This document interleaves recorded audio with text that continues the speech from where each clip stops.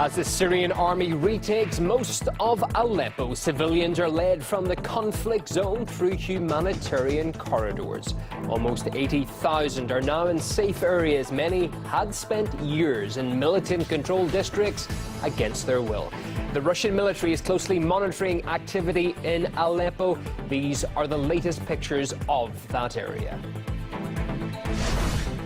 The militants, however, continue their attacks amidst the surprise move by President Obama to open the door to supply Syrian rebels with weapons. Also,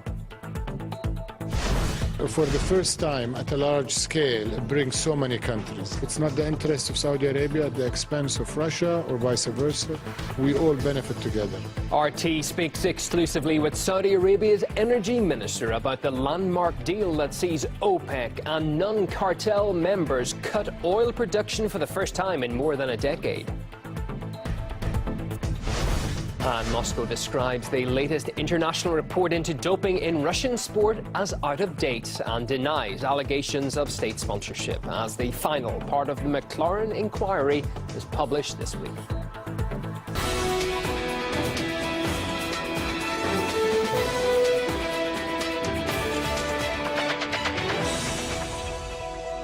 With the top stories from the past 7 days and right up to the moment developments as well. This is the Weekly on RT International. My name's Ewan O'Neill. Hello and welcome. This week, tens of thousands of people were guided from conflict zones in the Syrian city of Aleppo. The figures, according to the Russian Defense Ministry, also show more than 2,000 moved through humanitarian corridors overnight Saturday into Sunday. Almost 80,000 are now in safe areas. The civilians took advantage of a temporary halt in fighting that was declared by the Syrian army. Many say the militants had kept them in constant fear, with threats of torture and mass killings.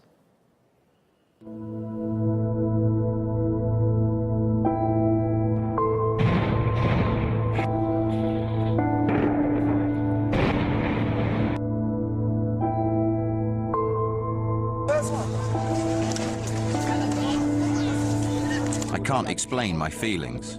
I'm so grateful to the Syrian army, from the generals to the soldiers. They've done so much for our country.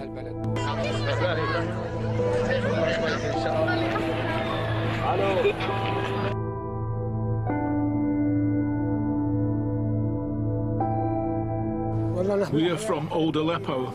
We were waiting for the Syrian army. As soon as the army came, we moved here.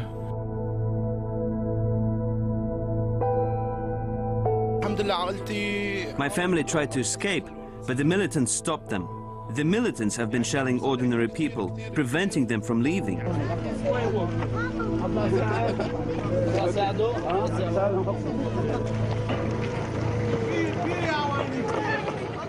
Well, Syrian government forces now control more than 90% of Aleppo. The Russian Defense Ministry says over 24 hectares of land in the city have been demined and 1,300 explosive devices defused in liberated areas. On Wednesday, Syrian forces retook most of the historic old city after days of fierce fighting against rebel forces. RT's Lizzie Phelan and crew were the first news team to gain access to the area. This is government-held West Aleppo. Until last night, this was rebel-held Aleppo.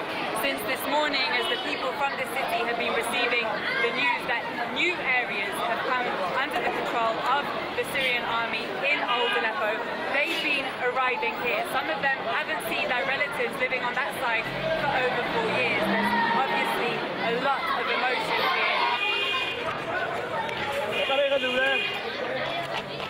From here, you can see how close people living in government territory were to people living in rebel territory. Until last night, this building was under the control of the opposition and was filled with rebel snipers.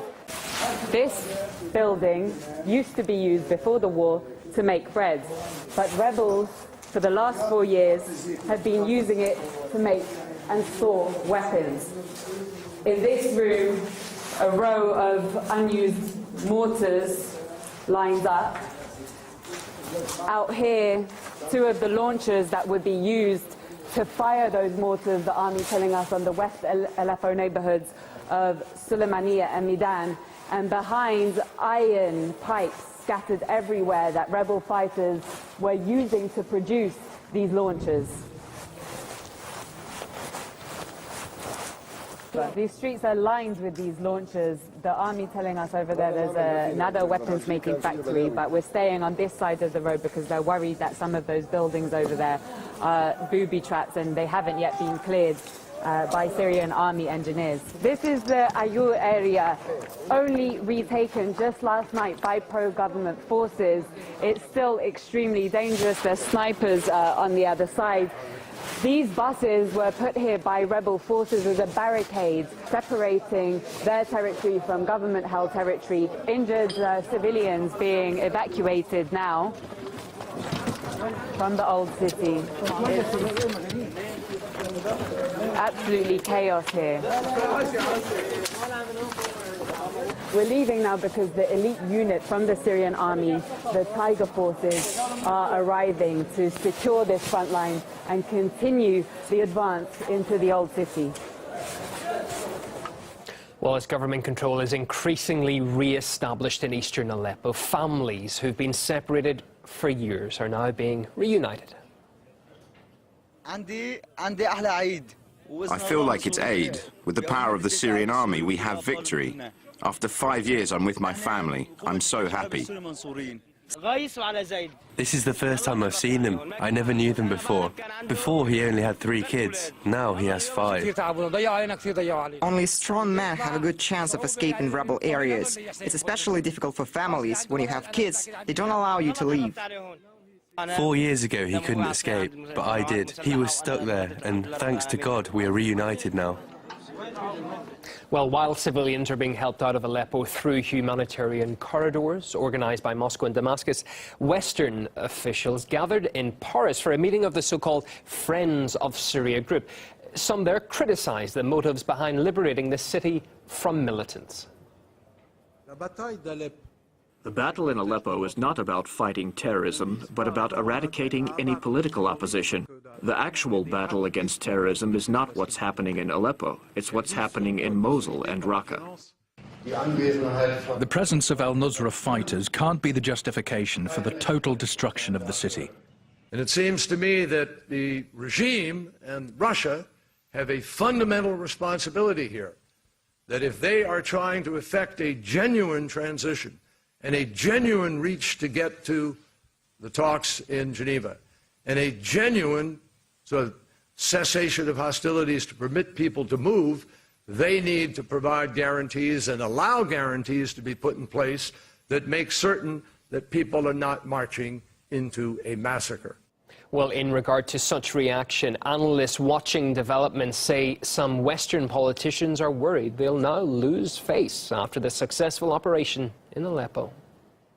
The situation for Western countries is now difficult because they did their utmost to overthrow a legal government, and therefore I think they will have to find ways and means to at least formulate a policy which can deal with such a difficult situation. They lost. There's been a lot of evidence of the Americans calling them terrorists behind the scenes. I mean, they're not saying this publicly because I think it's all about egos. It's a failure of policy and no one wants to admit the failure. And that's why if you look at Donald Trump and the incoming administration, there are a lot of senior security people in there who call a spade, and they are calling a lot of the Syrian opposition terrorists. So I think we'll have to wait till January for the Americans to change their policy publicly.